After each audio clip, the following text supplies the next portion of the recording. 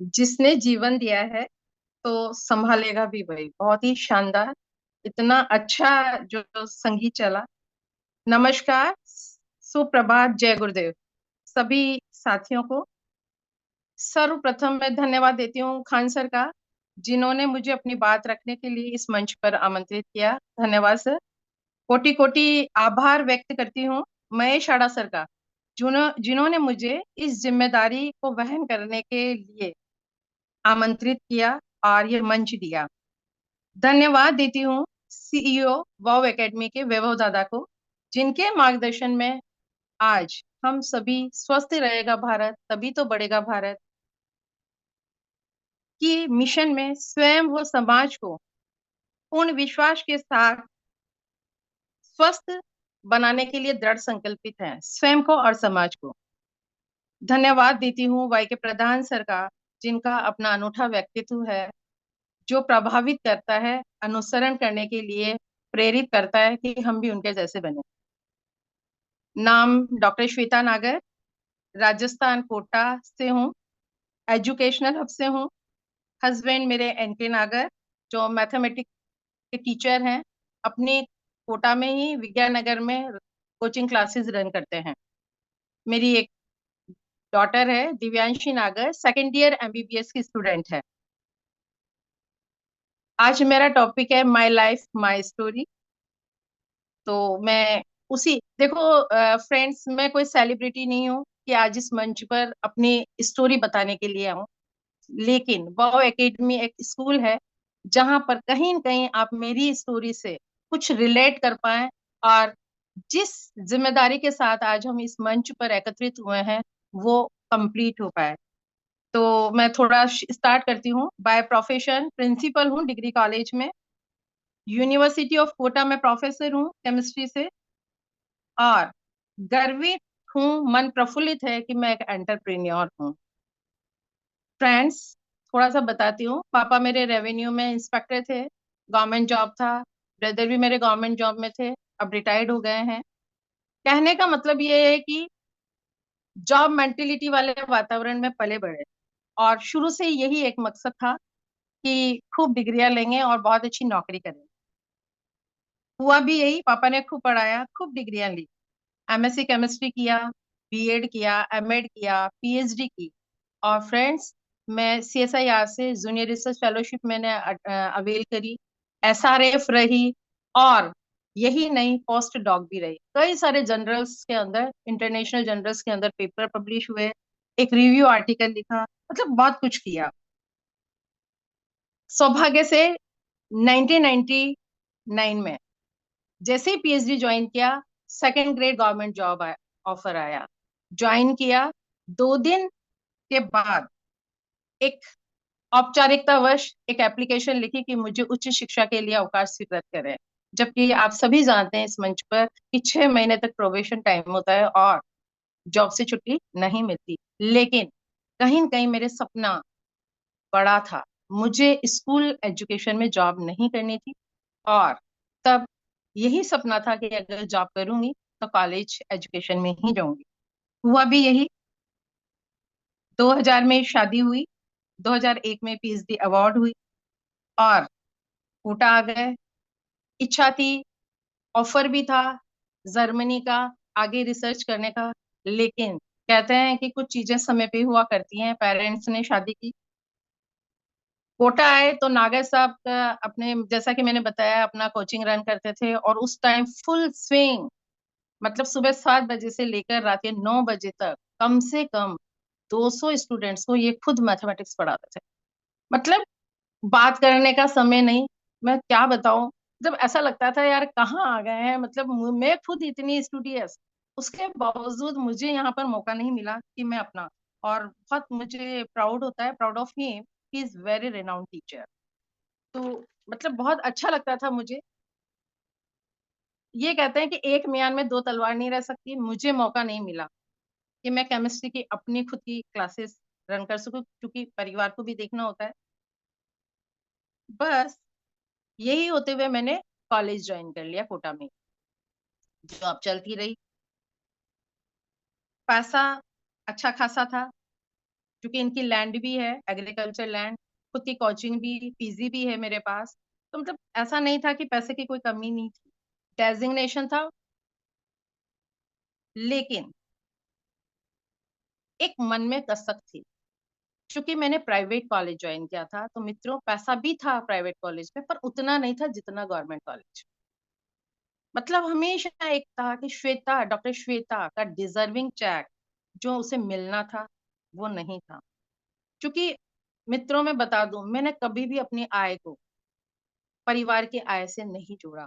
मैंने अपना अस्तित्व आय के रूप में, पता नहीं क्यों ये इनबिल्ड कहाँ से आई ये बात, लेकिन मैंने हमेशा ये देखा कि अगर तेरी आय तेरी इनकम क्या है श्वेता, तो कभी कभी मन दुखी भी हो जाता था। और आप सब जानते हैं इस मंच पे कि जो आप चाहते हो वो होता है। शायद मेरी ये कंप्लेन ईश्वर तक पहुंची, और एक दिन 2015 की बात है, मेरी भतीजी ने मुझे एक बिजनेस मीटिंग में कॉल किया। मैं पहुंची उस, देखो मतलब मेरी स्टोरी से मैं कई सारी जगह पे कुछ मैसेज देना चाहूंगी। मेरी भतीजी ने जब मुझे कॉल किया बिजनेस के लिए, तब वो एमवे बिजनेस में गोल्ड पिन पर थी। यहाँ बहुत सारे लोग जानते हैं कि गोल्ड पिन एक छोटी पिन नहीं होती है। मतलब दो तीन तीन चार साल के बाद उन्होंने मुझे कॉल किया। मित्रों, यहाँ मैं मैसेज देना चाहती हूँ कि शायद वो पहले अगर मुझे आमंत्रित कर लेती तो उसको भी बहुत कुछ मेरे बिजनेस से मिलता। हम यही गलती करते हैं कई बार, हम प्री जज कर लेते हैं कि नहीं, इसको नहीं, ये नहीं करेगा, इसको नहीं, ये इस वजह से नहीं करेगा। डोंट प्रीजज, आप किसी को भी प्रीजज मत करो। यदि आप इस प्लेटफॉर्म पर हैं तो हर किसी उस बंदे को जो सुन सकता है, देख सकता है, चल सकता है, और जिसके अंदर दिमाग है, उसको आप शेयर कीजिए अपना बिजनेस। तो मैं यहाँ यही मैसेज देती हूँ। अब जब मैंने मीटिंग में मैं गई, तो कुछ मैंने बहुत ही, मतलब जो मेरा एक पैटर्न था, मैं इतनी पढ़ाई डिग्री ली, लेकिन उससे कुछ डिफरेंट जाना, कुछ मैजिकल वर्ड्स मेरी लाइफ में आए। कुछ सर्कल्स वहां बने हुए थे, ड्रीम का सर्कल। फ्रेंड्स, हम यही सब गलतियां करते हैं। मलगाया सर बहुत सर्कल बनाते हैं, उनको फॉलो कर रहे हैं। पता है वो ड्रीम का बहुत बड़ा सर्कल बनाते हैं, इनकम का बहुत छोटा सर्कल बनाते हैं। पता है हम यही गलती करते हैं। हम भी सर्कल्स बनाए कि हमारे ड्रीम्स क्या हैं और सर्कल हमारा इनकम का क्या है। इसी तरीके से active money, passive money, smart work, hard work, Robert Kiyosaki का क्वाड्रेंट मैंने जाना। Oh my God, amazing. ये सब चीजों से तो हम बहुत दूर थे, और हम चाहते थे कि पैसा बहुत अधिक आए और जॉब से आए, क्योंकि मुश्किल था। जाना कब? जब रिच डैड पुअर डैड को पढ़ा। Time duplication, oh my God, ये तो कभी जाना ही नहीं था कि टाइम डुप्लीकेशन क्या होता है। तब बस उसने मीटिंग में ले जाके भी फिर मेरी जो भतीजी थी उसने छोड़ दिया। मैंने खुद ने दूसरे तीसरे दिन, मेरे दिमाग में कुछ चल रहा था, और मैंने अपने प्रिंसिपल ऑफिस में ही डेस्क पर एक पेन और पेपर लिया और देखा कि क्या मैं क्या कर रही हूँ श्वेता। 15 साल नौकरी करते हुए हो गए मुझे। क्या मेरे पास मनी है? उतनी मनी है जितनी होनी चाहिए? क्या मेरे पास सिक्योरिटी है? नहीं, सिक्योरिटी भी नहीं थी। क्यों सिक्योरिटी नहीं थी? क्योंकि आप जानते हैं, जब आपको एक पर्टिकुलर 15 ही छुट्टियां मिलती हैं, अगर छुट्टियों के बाद नहीं जाएंगे तो आपका पैसा कट जाएगा, राइट। फ्रीडम भी नहीं थी। और मैं क्या देख रही थी कि जो डायरेक्टर है वो हर साल नया कॉलेज खोल रहे हैं, लेकिन मेरे पास, मैं अपना समय तो दे रही थी, लेकिन न तो मेरे पास उतना पर्याप्त पैसा था जितना मैं डिजर्व करती थी, और नहीं सिक्योरिटी थी कि अगर मैं बीमार हो जाऊंगी तब मुझे ज्यादा पैसे की जरूरत होगी, लेकिन उस टाइम मेरा पैसा कट जाता था। और फ्रीडम की बात, तो हर समय यही रहता था कि कब छुट्टियां लें, सर देंगे नहीं देंगे, जिम्मेदारी बहुत थी। मैं यहाँ वो मंच पर लगभग 14 महीने मुझे हो गए। मुझे आइडिया है साथियों कि यहाँ पर लगभग 80%, मैं पूरा तो दावा नहीं करती, लेकिन 80% ऐसे लोग हैं जिनके पास गवर्नमेंट जॉब नहीं है। वो अपना खुद का व्यवसाय करते हैं या किसी के यहाँ नौकरी करते हैं। मैं उन सभी को एक संदेश देना चाहती हूँ। मित्रों, यहाँ मेरे पास भी दो ऑप्शन थे, या तो मैं इन मैजिकल वर्ड्स को अपने अंदर आत्मसात नहीं करती, या मैंने कर लिया। आज जब मैंने आत्मसात किया तो मेरी लाइफ 360 डिग्री से चेंज हो गई। तो मैं यहाँ आप सबको यही संदेश देना चाहती हूँ कि आपके जीवन में ईश्वर पता नहीं किस किस माध्यम से क्या क्या लेकर आता है, आप उसको अदरवाइज न लें, इग्नोर ना करें। मैं सबसे बड़ी बात कहती हूँ, उन्हें इग्नोर नहीं करें, ध्यान दें, क्योंकि जिंदगी मिलेगी ना दोबारा। ये जीवन बहुत अमूल्य है और इसे हमें ही गढ़ना पड़ता है। तो इसी तरीके से मैंने डिसीजन लिया। और देखो 2015 में, अच्छा, भतीजी ने मुझे फिर नहीं कहा, मैंने उसको कॉल किया कि तू मेरे डॉक्यूमेंट्स लेके जा और मुझे ये बिजनेस करना है। मतलब आप देखिए, और 2015 में मैंने ज्वाइन किया, 2018 में मैं प्लैटिनम हुई, 2020 में फाउंडर प्लैटिनम हुई, कई फॉरेन ट्रिप्स ली। आप सोचिए, पॉसिबल था? सिंगापुर, और इतनी अच्छी हॉस्पिटलिटी में, 7 स्टार होटल्स में हम रुके। मतलब एमवे की ट्रिप से, यहाँ अनिल चौधरी सर, बहुत सारे लोग हैं, सबको पता है कि क्या अमेजिंग होती है। तो बैंकॉक, टर्की, बहुत सारी जगह पे मैं घूमी। तो मतलब अब ये कह सकती हूँ कि एमएलएम या डायरेक्ट सेलिंग बिजनेस मेरे खून में आ चुका था।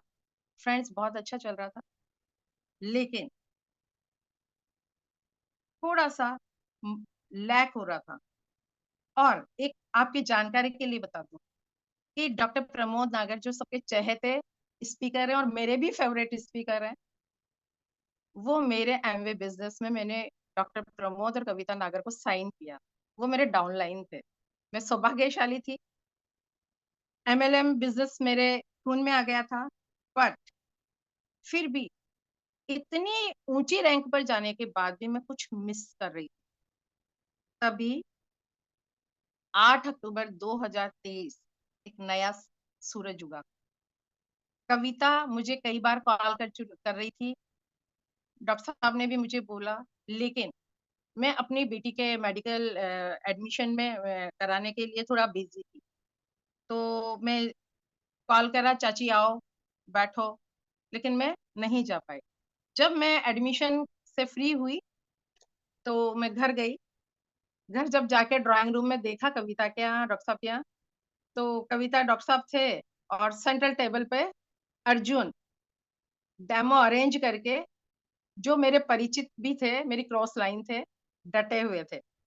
डेमो देखा, रियली डेमो किसको पसंद नहीं आता, आप सब जानते हो। एक इनाजिक अपने कैंगन मशीन मेडिकल डिवाइस का डेमो सबको भाता है, सब एक बार में ही प्रसन्न हो जाते हैं। मुझे भी बीइंग अ साइंटिफिकली एटीट्यूड, मैंने इसको समझा, समझ आया और निर्णय पर पहुंची कि प्रोडक्ट में दम है। उससे ज्यादा समझ आया प्रोडक्ट पर डॉक्टर प्रमोद नागर जी का फेथ, ट्रस्ट। समझ आया इस प्रोडक्ट को लेकर मुझे डेमो दिखाकर डॉक्टर साहब की ईगरनेस, बिजनेस जो कि मुझसे अधिक कोई नहीं जान सकता था। मित्रों, मैंने देखा, यदि डॉक्टर प्रमोद कविता इस बिजनेस को देख रहे हैं, बिजनेस के रूप में देख रहे हैं, स्पष्ट था बिजनेस में भी दम है। और मैं कुछ बोल पाती उससे पहले डॉक्टर साहब ने मुझे धमकी दे दी थी, चाची या तो डिवाइस डन करो, अदरवाइज मुझे फोन करने की जरूरत नहीं है कि आज मुझे ये हो गया। एक्चुअली में क्या है, मेरे को बचपन में पोलियो था और मेरा जो दूसरा लेग है, राइट लेग, उसके अंदर पूरा प्रेशर आने की वजह से मुझे डॉक्टर ने नी रिप्लेसमेंट बता दिया था। तो मैं कई बार डॉक्टर साहब से चर्चा करती थी, डॉक्टर साहब क्या करना है, डॉली का एडमिशन हो जाए उसके बाद बस अपन ये कराएंगे। कई बार बहुत सारी चर्चाएं मैं करती रहती हूँ। तो इन्होंने सीधे मुझे यही धमकी दी थी कि अब अपने को कुछ नहीं करना है, इस डिवाइस से ही ठीक होना है। तो फिर क्या बात थी, तलाश भी यही थी, बिजनेस प्लान देखा। और जो बिजनेस में मैं कुछ लैक्स ढूंढ रही थी और मैं थोड़ा परेशान भी थी कि यार एमवे को बहुत ज्यादा कंटिन्यू कैसे कर सकते हैं। तब बिजनेस प्लान देखा तो वो तो वास्तव में अमेजिंग था। वहां पर मंथ में क्लोजिंग करनी कंपलसरी थी और उसके बिहाफ पे हमें स्टॉकिंग करनी ही पड़ती थी। इतनी बड़ी पिन, कोई अगर कहता है कि बिना स्टॉकिंग के हमने अचीव करी तो वो झूठ है, सरासर झूठ है ना। वही मैंने भी अचीव करी, लेकिन मैंने भी सब 25-25, 30-30 लाख का माल हम स्टॉक करते थे और फिर उसको बेचने के लिए लगे रहते। तो लगता था कि नहीं, ये ठीक तरीका नहीं है। और तब जब इनर्जिक बिजनेस प्लान देखा, 9 मंथ क्लोजिंग सबसे अच्छी ब्यूटी इज बिजनेस प्लान। दूसरा, नो स्टॉकिंग। तो फिर क्या था, इससे अच्छा बिजनेस प्लान दुनिया का कोई हो नहीं सकता। और डिसाइड कर लिया बिना हस्बैंड को बताए, क्योंकि मैं डेमो अकेले देखने गई थी। इन्होंने कहा मैं थका हुआ हूँ, बैंगलोर से आया हूँ, अभी मैं तो नहीं जाऊंगा। घर पर आई, ये बिल्कुल अपना टीवी देखते रहे, मस्त बोला। इन्होंने पूछा तक नहीं क्या देखा, क्योंकि जानते थे जरूर कुछ न कुछ होगा। और सीधा सीधा इन्होंने कहा, देखो भाई। मैंने कहा अरे सुनो तो सही, मैं देखो क्या देख कर आई हूँ। बोले देखो ऐसा है, 18 लाख में डॉली का एडमिशन में लगा चुका हूँ, और अब मुझसे तो बात मत करो, अब देख लो तुम्हें जो देखना है। मैंने तो डिसाइड कर लिया था। रात भर मुझे नींद नहीं आई, सुबह अर्जुन को बुलाया और इन्हें भी डेमो दिखा दिया। तीसरी प्रॉपर्टी इन्होंने मैं बिल्कुल सच्चाई बता रही हूँ, तीसरी प्रॉपर्टी इन्होंने जो माइक्रो क्लस्टर देखी और इन्होंने उसको डन कर दिया कि अच्छा तुम ये डिवाइस ले लो। और डन करना था। इसके बाद मैंने इस बिजनेस को बिना किसी खुद के रिजल्ट के, मुझे फेथ था, ट्रस्ट था कि पानी तो मिरेकल है ही और ये तो कुछ करेगा ही, तो मैं अपने काम को क्यों पीछे रखूं। और मैंने बिजनेस स्टार्ट कर दिया। तो मैं धन्यवाद देती हूँ सबसे पहले डॉक्टर साहब का, परमपिता परमेश्वर का, और वैभव दादा का।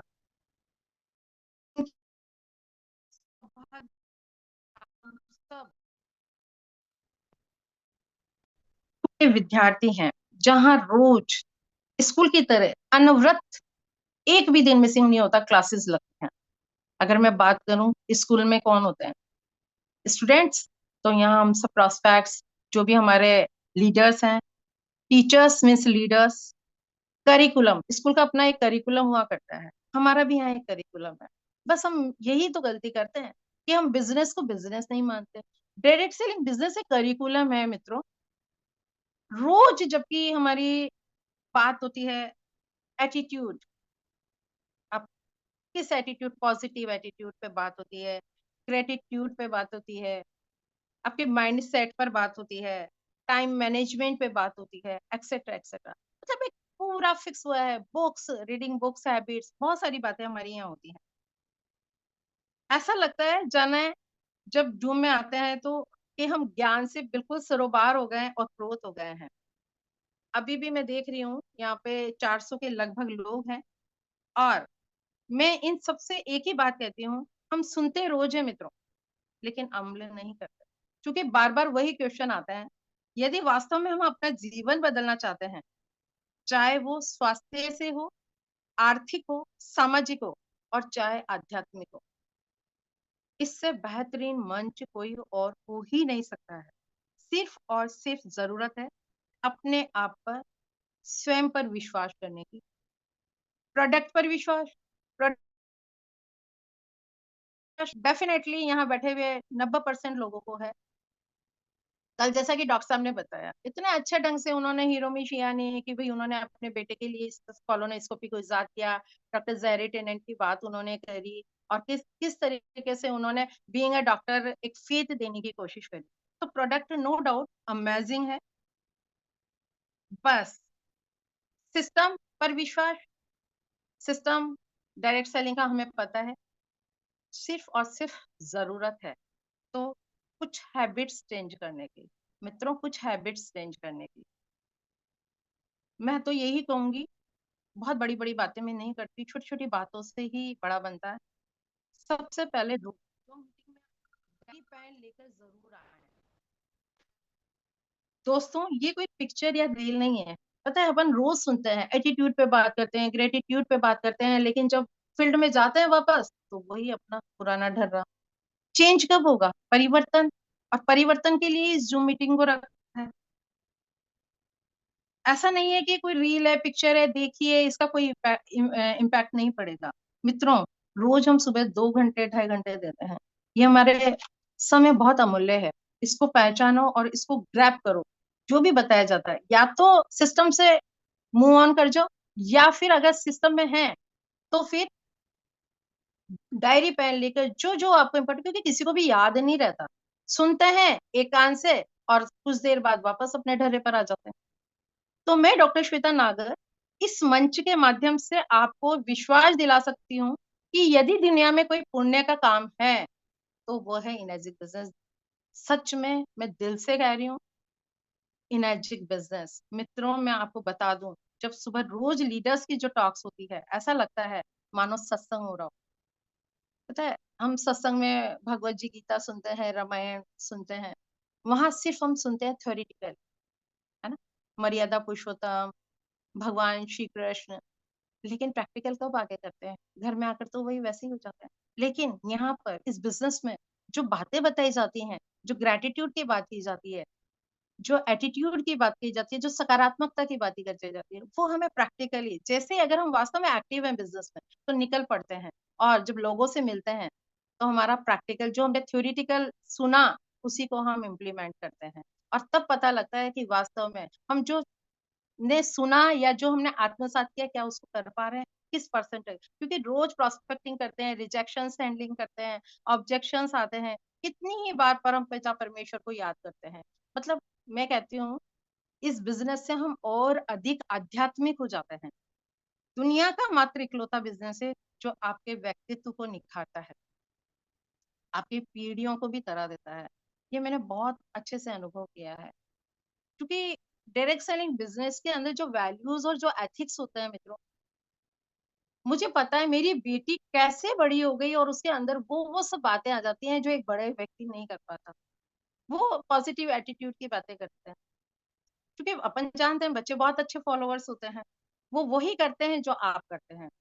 तो फिर देरी क्यों? क्यों नहीं इस बिजनेस के लिए हम बहुत समर्पित हो जाएं, क्योंकि ये बिजनेस आपको, आपके परिवार को हर तरीके से मेंटली स्ट्रांग कर रहा है।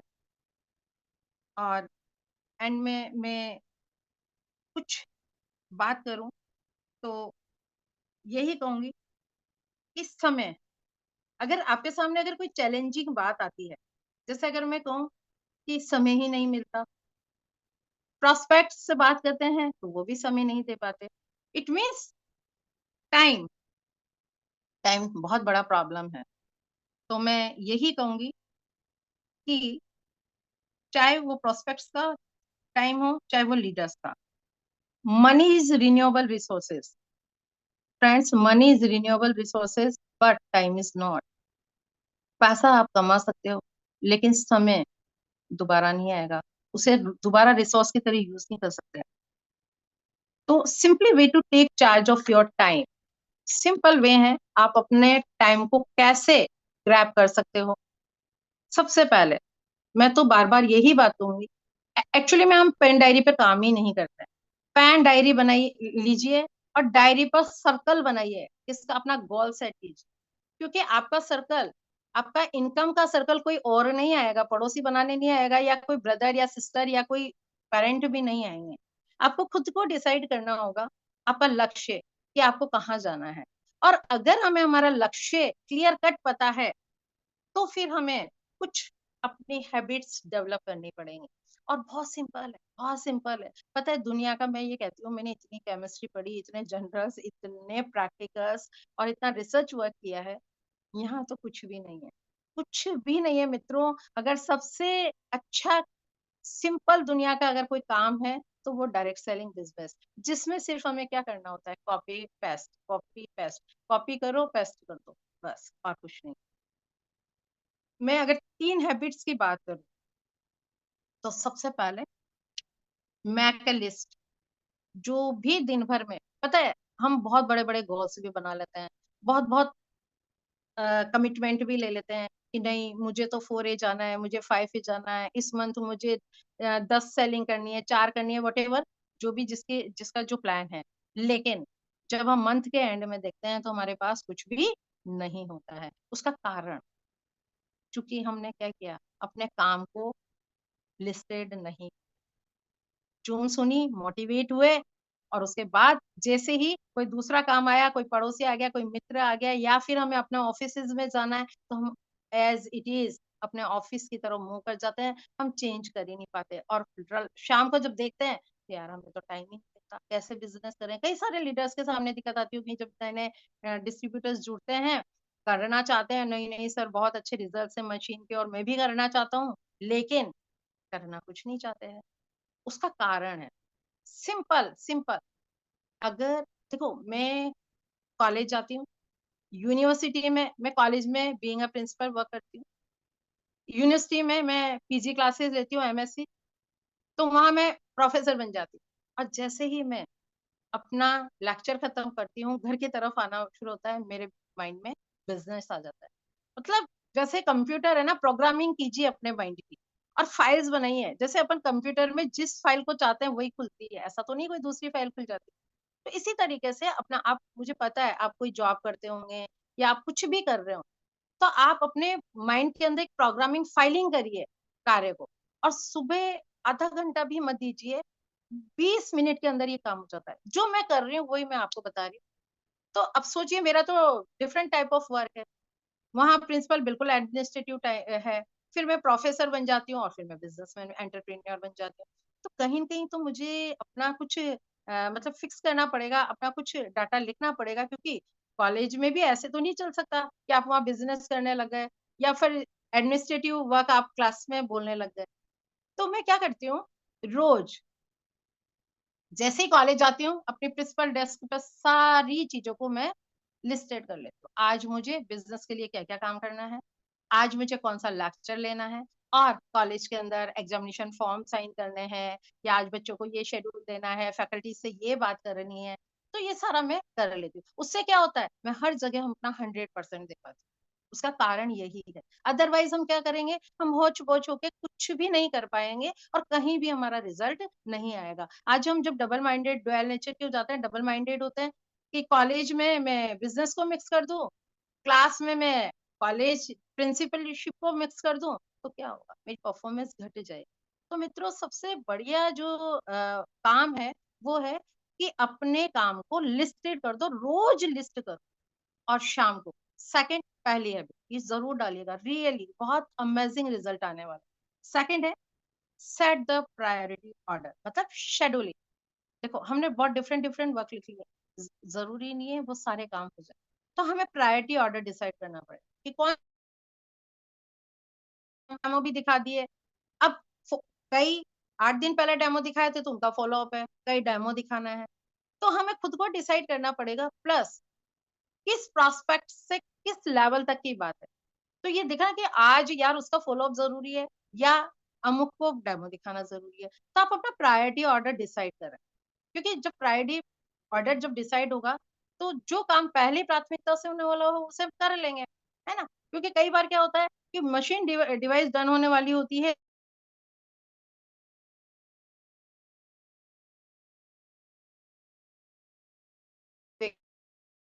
अंदर मन दुखी होता है। पता है दुखी होने की जरूरत ही नहीं, ये बिजनेस दुखी होने का है ही नहीं। सिर्फ और सिर्फ कमी थी, तो अपने स्वयं पर काम करने की जरूरत। तीसरी बात मैं बोलूंगी, डेली रिव्यू करो, रिफ्लेक्ट करो अपनी, जो आपने लिस्ट बनाइए, कौन सा काम मेरा हुआ है, कौन सा नहीं हुआ है। अगर नहीं हुआ है तो दुखी मत होइए, उसका कारण जानिए। मतलब ये छोटी-छोटी आदतें मैं शुरू से ही अपने लिए साथ भी करती थी, अपनी बिटिया को भी। तो जैसे एग्ज़ाम देकर आप जानते हैं नीट कितना टफ एग्ज़ाम होता है। देखो प्रिंसिपल्स जो होते हैं ना वो सब जगह फॉलो होता है। सक्सेस की जो बातें हैं ना, प्रिंसिपल है ना, वो सब जगह, चाहे वो बिज़नेस हो, चाहे वो स्टूडेंट हो, चाहे वो लॉयर हो, चाहे वो सीईओ, सबके लिए सेम है। अगर आपको सक्सेस मिलनी है। एग्ज़ाम, नीट एग्ज़ाम देख बच्चा कितना पढ़ता है, रात-दिन मेहनत करता है। लेकिन अगर बच्चे को अच्छी परफॉर्मेंस करनी है नेक्स्ट, तो उसे रिव्यू करना ही पड़ेगा। मैं हमेशा अपनी बिटिया को रिव्यू करवाती थी। बेटा देखो, कोई बात नहीं, जो गलत हो गया कोई बात नहीं, आप उसको चेक करो, कहाँ आपने गलती करी है, कहाँ अपन उसको सुधार सकते हैं, बस।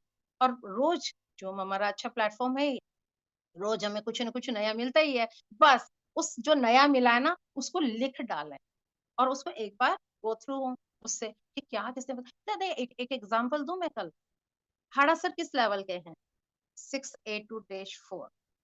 कल उन्होंने डॉक्टर साहब ने doctor Zaretin and doctor Hiromi Siyani की बातें, Prashant sir upcoming 6A2-3 I think, मुझे मतलब मुझे तो यही पता है।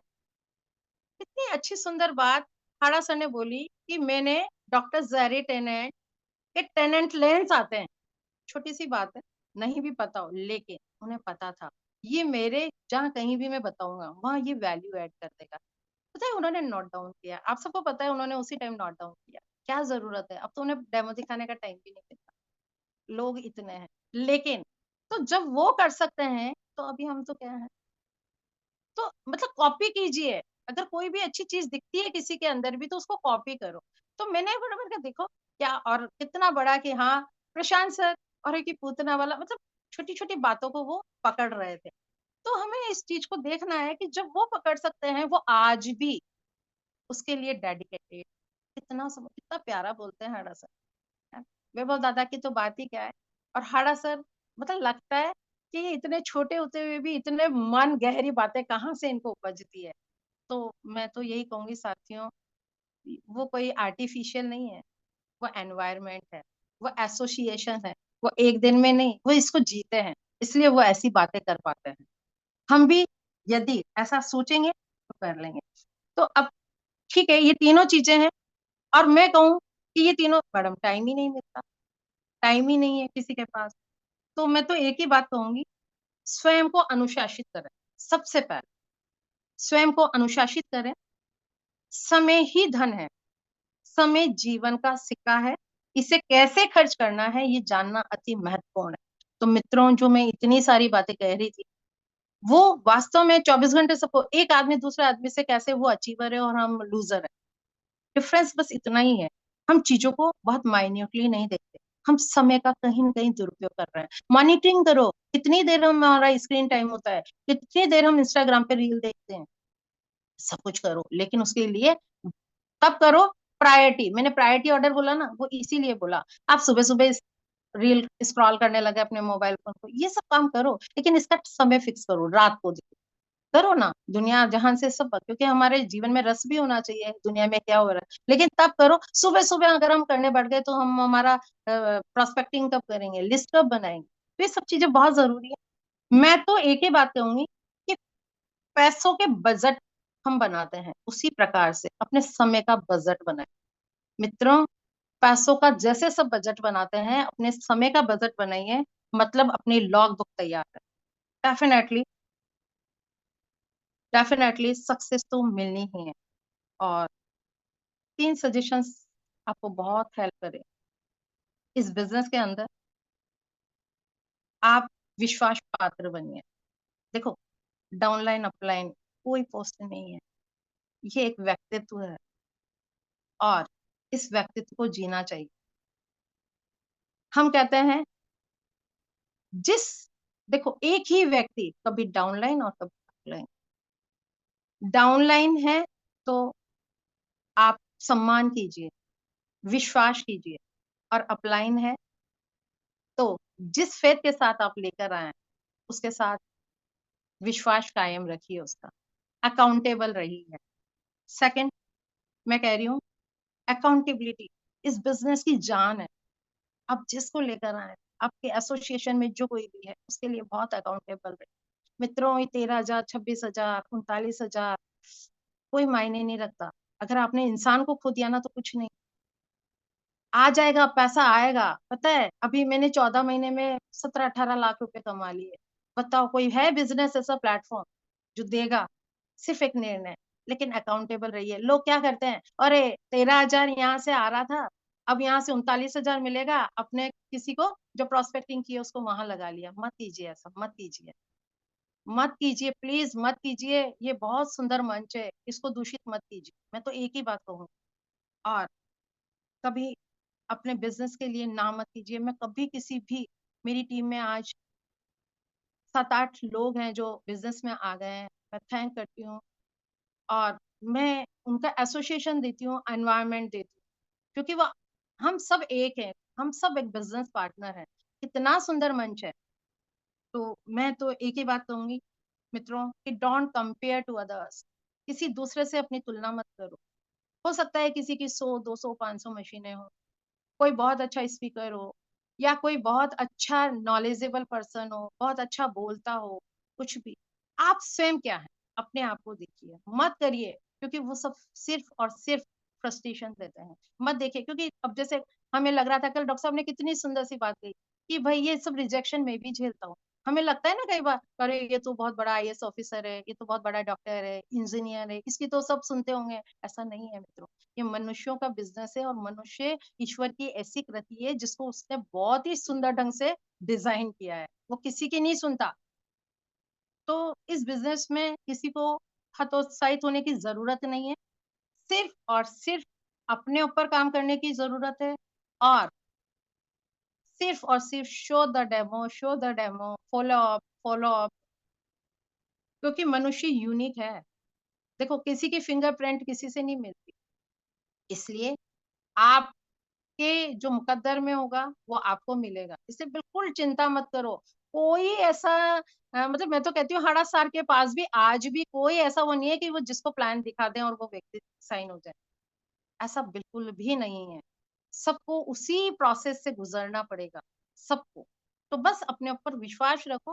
नहीं हो रही डिवाइस, पता है 5-6 महीने में ऐसा एनवायरनमेंट बन जाता है कि डिवाइसेस होने के चांसेस आने लगते हैं।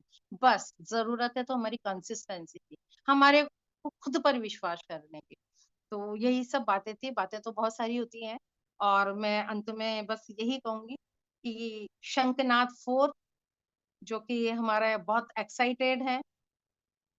मित्रों मैं एक बात शेयर कर दूं, जब मैं त्यागराज दिल्ली एफईडी में गई थी ना, तब मैंने कुछ मतलब एमबी बिजनेस स्टार्ट ही किया था, और वहां के आर यू एक्साइटेड, और मैंने हाथ खड़ा कर दिया और कहा कि कौन प्लेटिनम जाना चाहता है, और मैंने प्लेटिनम के लिए हाथ खड़ा कर दिया। और सोचो सच में बहुत टफ होता है, सब यहाँ पे कई लोग जानते हैं। 3 साल में मैंने अपनी प्लेटिनम शिप ली। तो ये अमेजिंग था, ये मैंने नहीं लिया, ईश्वर। मैं सब कुछ मित्रों, मेरी इस बात को मैं कह देना चाहती हूँ कि मैं कुछ भी नहीं हूँ, मैं कुछ भी नहीं हूँ रियली, सब कुछ वो परमपिता परमेश्वर है जो मुझे ऐसा ज्ञान देता है, जो मुझे प्रेरित करता है कुछ करने के लिए। मैं सब कुछ उसी की देन। तो मैं यही कहूंगी कि एफईडी में जाकर, और लॉ ऑफ अट्रैक्शन हम बात करते हैं, द सीक्रेट बुक के, पता है ये सब होता है। कई बार तो ऐसा लगता है यार उस टाइम होता तो आईएएस अफसर होते, लॉ ऑफ अट्रैक्शन को जब जान जाते तो मैं यही कहती हूँ कि चीजें बहुत अमेजिंग हैं, बहुत एक्साइटेड हूँ। मेरी टीम से 14 लोगों ने हमने टिकट बुक करा लिए, इवेंट की भी टिकट करा ली है, और बहुत एक्साइटेड है कि भगवान जय जगन्नाथ सुनते हैं। खान सर रायपुर में बैठे हुए हैं, और बहुत मन है कि वहां पर हम आए, और शंखनाद 4 जिसके लिए हड़ा सर, माननीय वैभव दादा सर, और वाई के प्रधान सर के साथ साथ पूरी टीम जो जुटी हुई है, तो हमें, मैं तो अपनी तरफ से यही कहूंगी कि आप हमें अतिथि ना समझें, हमें भी अपने परिवार का अंग ही समझे, और हमसे जो हो वो हमें सेवाएं अगर दें तो हम उसे लेंगे बेखूबी। और धन्यवाद। बातें बहुत है, पर शायद लगभग समय भी हो चुका है। अगर किसी को थैंक यू दीदी, बात, थैंक यू। बहुत बहुत धन्यवाद दोस्तों। दीदी का थैंक्स करिए चैट बॉक्स पे। इतना शानदार सेशन, अल्टीमेट, जबरदस्त लीडर है दीदी, और जो अच्छा स्पीच देती हैं। दोस्तों जैसे कि दीदी शंखनाद फोर के बारे में बात कर रही हैं, मैं साथ में मीटिंग में गए थे कल हम लोग, दादा वैभव दादा, प्रधान सर, महेश साडा सर के साथ हमारी मीटिंग थी। उन्होंने पूरी रूपरेखा और डेमो करके दिखाया कि हमारी क्या क्या तैयारी है, किस लेवल की तैयारी है। और तैयारी ऑर्गेनाइज करने वाला जो ऑर्गेनाइजर है वो इंदौर का है, बॉबी भैया, जो शंखनाद वन और शंखनाद तीन की है उनकी तैयारी है। उसका अगर आप डेमो देखना चाहते हैं तो मेरे पास वीडियो है, मैं दिखा सकता हूँ। आप वाई टाइप करिए, यस बोलिए, फिर 18 मिनट का है वो वीडियो। सुकून से देखिए, आपको बहुत अच्छा लगेगा।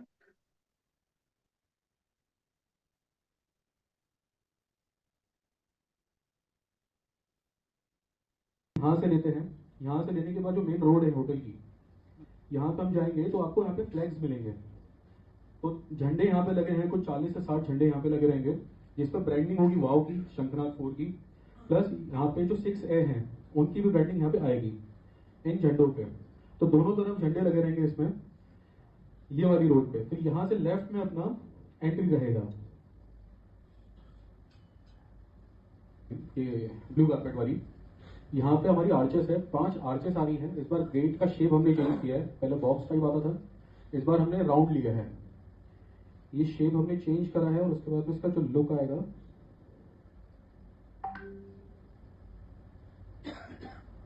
वो कुछ ऐसा लुक है। और पहले एंट्री गेट एक होता था, सिंपल शेप का इस बार राउंड शेप में 5 बन रहे हैं, एक के बाद एक 5 बनेंगे ये ब्रांडिंग होगी संगनाथ की और कुछ तो टॉप लीडर्स हैं जी।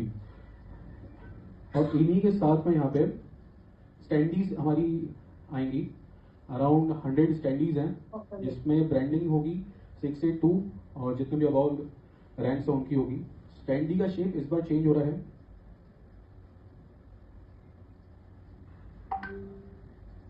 शेप ऐसा आएगा।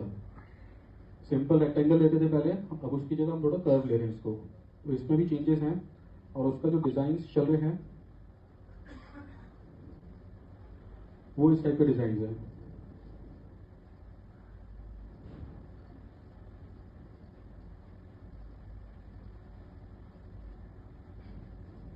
ये वाले पाथ पे पूरा ब्लू कारपेट आएगा, ब्लू कारपेट रहेगा एकदम एलिगेंट सब। उसके बाद में जब हम एंटर करते हैं सामने की तरफ तो हमें बड़ा सा वाव दिख रहा है, सामने हमें एक बड़ा सा वाव दिख रहा है। वो वाव बेसिकली हमारा एंट्री गेट है। हर बार एंट्री गेट बहुत नॉर्मल होता था, वाव की ब्रांडिंग छोटी होती थी। इस बार वाव को ही हमने एंट्री गेट बना दिया है। वो वैसे एंट्री करेंगे।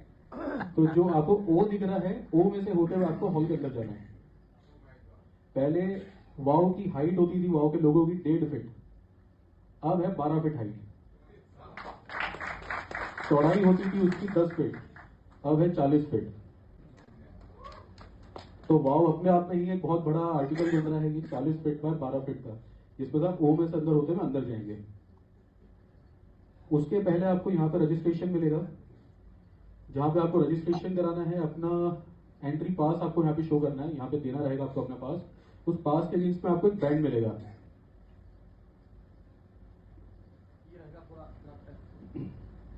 इस टाइप से एक बैंड मिलेगा आप सबको, जो आपको एंट्री गेट पे बाउंसर्स रहेंगे उनको शो करना है। इस बैंड के साथ में ही एंट्री रहेगी, तो सबको ये बैंड लगाना कंपलसरी रहेगा। इस बैंड के साथ में ही आपको एंट्री मिलेगी वहां पे।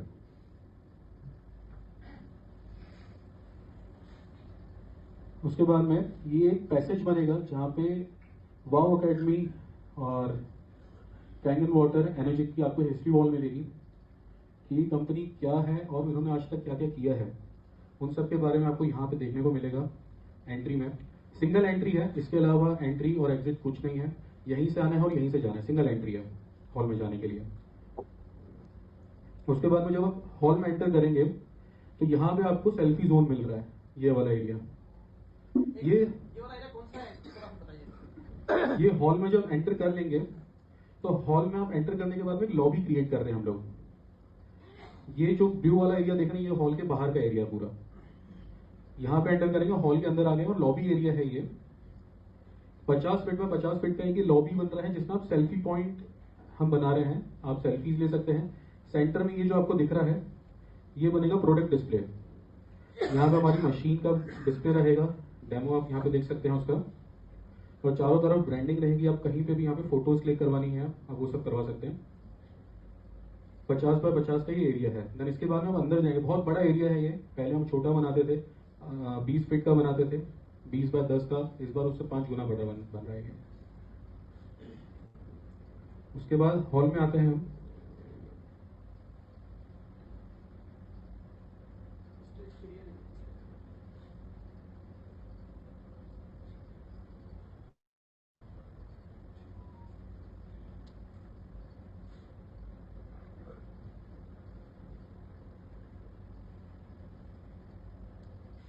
स्टेज अपने आप में बहुत एक ग्रैंड बन रहा है इस बार। पहले हमने लिया था 72 फीट चौड़ा, हमने गेट स्टेज लिया था। इस बार 92 फीट चौड़ा स्टेज है। पहले से हमने इसके अंदर 20 फीट और ऐड करा है, जो स्टेज और बड़ा बन रहा है। पहले हमने स्टेज के पीछे जो एलईडी स्क्रीन दिख रही है आपको सामने, पहले हम लेते थे इसको 16 फीट तक, इस बार यही 22 फीट हाइट पे जा रहा है। पूरे स्टेज की हाइट 40 फीट जा रही है इस बार, देख रहे हैं।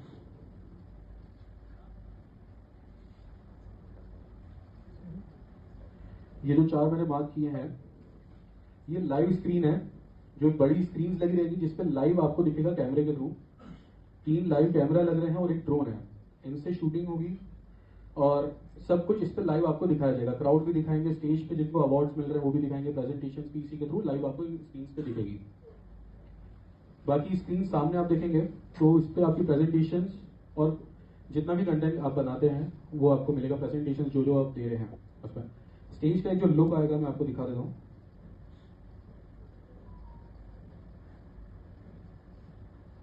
My God. ये स्टेज का लुक आएगा जिसमें आपको पीछे एलईडी स्क्रीन दिख रही है पूरी, और छत में भी आपको एलईडी स्क्रीन देखने को मिलेगी। 1 2 3 4 स्क्रीन ऐसी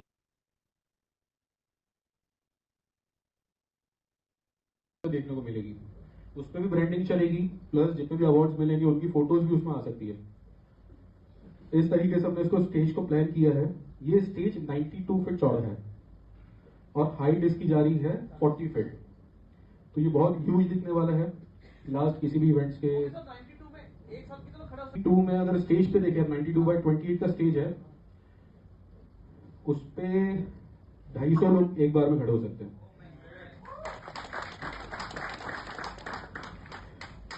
और स्टेज का इस बार हमने पैटर्न चेंज किया है। पहले हम ब्लू कलर का स्टेज लेते थे, अब इस बार उसको और एलिगेंट दिखाने के लिए हमने व्हाइट कलर का ही पूरा उसके ऊपर कारपेटिंग कर लिया। तो जब आप फोटोज, आपकी जितनी भी फोटोज आएगी उसके अंदर व्हाइट कलर का अगर कारपेट रहेगा तो बहुत अच्छी आएगी फोटोज, डार्क नहीं आएगी।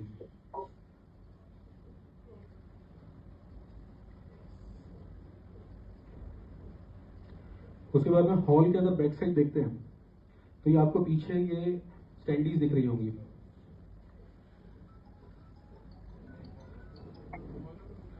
जो ये स्टैंडीज दिख रही हैं आपको, ये एलईडी की स्टैंडी है। इसका साइज 4 फीट बाय 10 फीट है। बहुत, हाँ, मतलब इसकी हाइट देखें तो 8 फीट है, इससे और ज्यादा बड़ी है वो। और हम लोग पहले छोटी स्टैंडीज प्लान करते थे फ्लेक्स वाली, इस बार एलईडी की स्टैंडी है जिसमें आप जितने भी अवार्डीज हैं, या 6A रैंक हो गया, 5A रैंक हो गया, 4A रैंक हो गया, इन सबकी ब्रांडिंग इसमें ही चलने वाली है हॉल में। एक के बाद एक सबकी चलती जाएगी। टोटल हमने 20 स्टैंडीज ली है। बेसिकली ये मूवमेंट वाली स्टैंडी है जो है ना, डिजिटल जो स्क्रीन बन रहा ना, वैसी की वैसी स्टैंडीज है। हमारे पास जितने भी हमारे जो अचीवर्स है ना, उसमें 4A 5A 6A बहुत सारे अचीवर है। इन सब पे अलग अलग पे ये हमेशा मूवमेंट होता रहेगा। तो अगर आप हॉल में गए होंगे तो यहाँ पे थोड़ा डल दिख रहा है। अगर आपने हॉल गए थे आप लोग, तो यहाँ की पूरी डलनेस भी उड़ जाएगी पूरी, और पूरा एक लाइटनिंग रहेगा, ताकि जब हमारे पास 5 लोग भी पहुंचते हैं तो यहाँ हमेशा एक एनर्जी बनी रहेगी लाइटनिंग की पूरी। और जितने अचीवर है सब यहाँ आएंगे, राइट। इसके बाद में अगर मैं आपको साउंड क्वालिटी के बारे में बताऊं तो जो हमने शंखनाद 1 किया था तो उसमें JBL ब्रांड का एक VRX सीरीज आता है, वो हमने यूज किया था, JBL का VRX। उसके बाद में जब हमने शंखनाद 3 किया है तो VRX का जो 10 टाइम होता है हमने VTX सीरीज यूज करे हुए। वो उस टाइम पे बहुत एक्स्ट्रा ऑर्डिनरी था। अब जो हम यूज कर रहे हैं वो एडमसन ब्रांड यूज कर रहे हैं जो VTX के 5 टाइम्स है।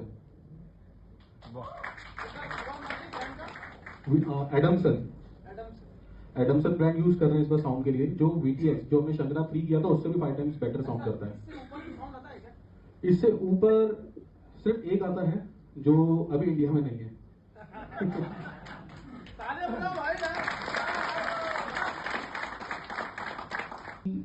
इंदौर वाले इवेंट से डबल है। इंदौर में जितनी दूर से डबल क्वांटिटी हम यहाँ पे ले रहे हैं। हॉल ज्यादा बड़ा नहीं है लेकिन क्वांटिटी हम यहाँ पे ले रहे हैं क्योंकि यहाँ पे क्राउड भी ज्यादा है और यहाँ पे हम क्वालिटी में भी और इम्प्रूव कर रहे हैं चीजों को लेकर। सर एक मिनट पोस्ट, तो पहली बार प्रधान सर मैं और हमारे तिवारी जी गए थे, तो हॉल देख के तो हर आदमी होता है मेस्मराइज, है ना, वाओ ये आता ना। लेकिन जब तब हमने किसी और वेंडर से बात कर रहे थे, हमारी इच्छा थी कि इनको डिस्टर्ब न करें क्योंकि इंदौर से चीजें आएगी तो कॉस्ट इफेक्टिव हो जाएगी। लेकिन पता नहीं क्यों दिल में रहा कि एक बार इनको विजिट करवाते हैं, क्योंकि एन मोमेंट पे इतने लोग आने के बाद 0.1% की भी मिस्टेक हम नहीं चाहते। तो प्रधान सर का हमेशा साउंड अच्छा है, राइट। जब आपको विजिट करवाया तो आपने हॉल में घुसते ही बोल दिया सर हॉल इतना ज्यादा इकोइस्टिक है, इको लोड क्या आएगा साउंड। तो मैंने बताया कि हम पीछे भी साउंड प्लान करेंगे, आगे प्लान करेंगे, तो बीच में आकर के वो जीरो हो जाएगा, बिल्कुल भी इको नहीं करेगा, आगे बैठने वाले को और बीच में बैठने वाले को इरिटेटिंग नहीं होगा। तो ये इनकी क्वालिटी है कि इनको एक एक चीज का पूरा अच्छा आइडिया होता है कि कहाँ पे क्या कर सकते हैं। पे, लेकिन अगर साउंड के लिहाज से देखें और वहां पे 10 घंटे बैठने के लिहाज से देखें तो ये बहुत बड़ी बात है, राइट? तो बबली जी ताली हो जाए एक बार प्लीज। वो सब हैंगिंग साउंड है, यहाँ पे आएगा, यहाँ पे आएगा। इस बार ऐड करने के लिए हम नीचे भी ले रहे हैं, जैसे कि महेश सर ने बताया कि इको स्टिक है, तो उसको कंट्रोल करने के लिए हम नीचे भी साउंड ले रहे हैं। जहाँ पे हॉल आधा होता है एंट्री के बाद में, वहां पे भी साउंड ले रहे हैं हम लोग दोनों तरफ, और पीछे भी साउंड ले रहे हैं उसको कंट्रोल करने के लिए। तो साउंड की क्वांटिटी प्लस क्वालिटी दोनों इस बार बढ़ गई है। प्लस जो लाइट्स हमने ली है इस बार, पहले दो टाइप की होती थी लाइट्स, एक शार्पी और एलईडी पार्कन्स। इस बार 2 न्यू लाइट्स भी हमने ऐड करी है, स्ट्रोब्स और बेटन स्ट्रिप्स। तो लाइट इफेक्ट भी हमने इस बार ऐड किया है ज्यादा, क्योंकि जब फोटोज और वीडियोज आती है, आप सबकी फोटोज आप देखेंगे तो इस बार और आपको इंप्रूवमेंट मिलेगा उसके अंदर, और अच्छी आएगी, क्योंकि हमने दोनों चीज में करा है। नीचे व्हाइट फ्लेक्स ले लिया है, ऊपर लाइट्स भी हमने और ऐड करी है। तो दोनों चीज में आपको सॉल्यूशन बहुत अच्छा मिल रहा है, फोटोज और वीडियोस के लिए भी। प्लस जो आप वहां पे देखेंगे तो आपको सामने लुक भी अच्छा दिखेगा। लंच के लिए, ब्रेकफास्ट के लिए आएंगे तो वाओ अकेडमी के ओ से ही आपको एग्जिट लेके ये वाला एरिया रहेगा फूड जोन में आने के लिए। तो आपको इसी गेट से आना है ब्रेकफास्ट लंच के लिए भी। ये वाला जो ग्रीन लॉन दिख रहा है आपको, यहाँ पे आपका फूड रहेगा, यहाँ पे आके आप फूड ले सकते हैं। सेम इसके पैरेलल एक और लॉन है, वहां पे भी फूड लगा रहेगा, तो दोनों जगह ले सकते हैं। दोनों गार्डन है, तो इस जगह पे आप ले सकते हैं फूड। गार्डन पूरी तरीके से कवर्ड है, मतलब आपको धूप से डरने की जरूरत नहीं है, उसको पूरा कवर किया गया है, जिसमें आपको छांव प्रॉपर मिलेगी, आप आराम से खाना खा सकते हैं वहां पे।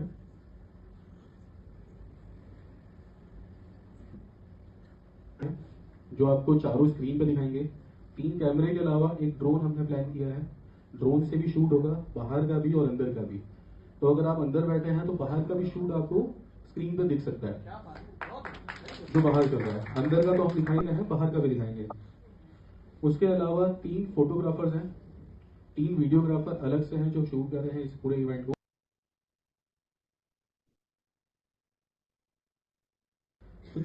9 लोग तो ये हो गए, और 3 बैकअप में फोटोग्राफर्स और हैं, जो 12 लोगों की टीम इस इवेंट को कैप्चर करेगी पूरा।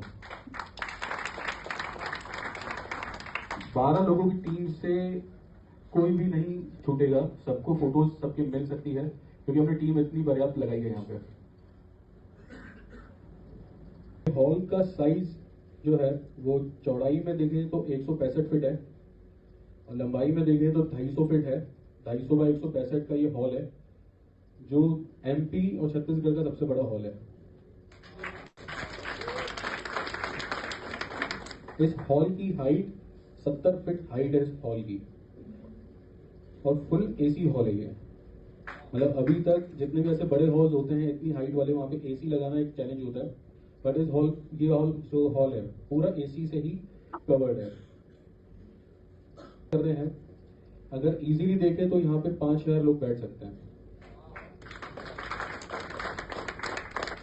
5000 लोग इस पूरी सेटिंग में आ सकते हैं, क्योंकि यहाँ पे पहले भी इवेंट हुआ है जहाँ पे इजीली 3-3,500 बैठे हैं, काफी जगह थी। इस हॉल में अभी तो होने वाला है सबसे बड़ा इवेंट होगा, सबसे ज्यादा गैदरिंग वाला इवेंट होने वाला है। इस हॉल में तीनों साइड रास्ता है सर।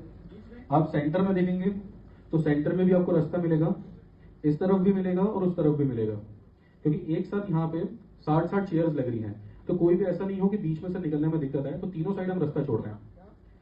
यहाँ पे नहीं है, बट हम लोग चेयर्स को प्लान करेंगे जब, तो वहां पे भी हम लोग रास्ता बनाएंगे, क्योंकि 60 चेयर्स है तो बीच में हमको चाहिए, तो हम वहां पे क्रिएट करेंगे उसके लिए भी। अभी जो है वो 3 हमने प्लान किए हुए हैं, बट उसके अंदर ऐड किए जाएंगे इजीली मूवमेंट के लिए, क्योंकि जिनको भी अवार्ड्स मिलेंगे उनको आगे आने के लिए भी टाइम चाहिए, इसलिए तो जल्दी स्टेज पे आने के लिए उनको स्पेस मिलेगा। लाइटिंग इफेक्ट्स देख पाएंगे, एक प्रेजेंटेशन जो वाओ, राजा मौली वाला काम हो रहा है यहाँ पे। ऐसे राजा मौली जी, बाहुबली 4। अब मैं इसके बाद प्रधान जी को बुलाने वाला हूँ, तो थोड़ा सा कमर सीधी कर लीजिए, सीट बेल्ट बांध लीजिए, क्योंकि लैंडिंग के पहले यही बोलता है वो फाइनल अपनी टीम मूवमेंट्स हम इस टाइप से लेंगे कि जो हमने इतना साउंड लगाया है, इतना लाइट्स लगाई है, और आपको भी एक एनर्जी देने के लिए।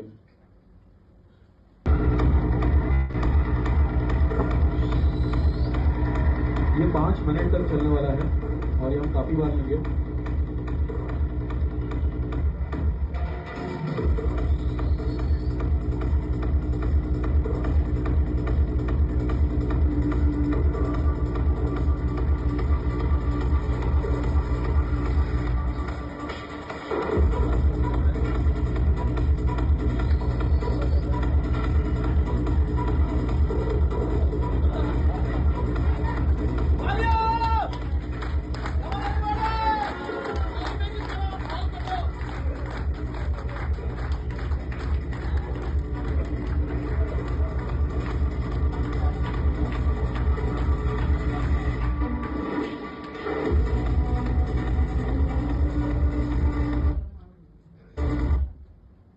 तो इस बार हमने जो लाइट्स बढ़ाई हैं और 2 टाइप के लाइट्स भी जो हमने एक्स्ट्रा ऐड करी, स्ट्रोब और बिल्ट इन, वो इस टाइप के कुछ शोज दिखाने के लिए ही हमने इस बार ऐड करी है, जिससे आपको बहुत एनर्जी मिलेगी। एक शो के टाइम पे स्टार्टिंग में भी, लंच टाइम पे भी प्ले होगा इस टाइप से, अवार्ड के टाइम पे भी इस टाइप से प्ले होगा। तो इतनी सारी जो लाइट्स हमने ली है उसका यूज भी प्रॉपर होगा।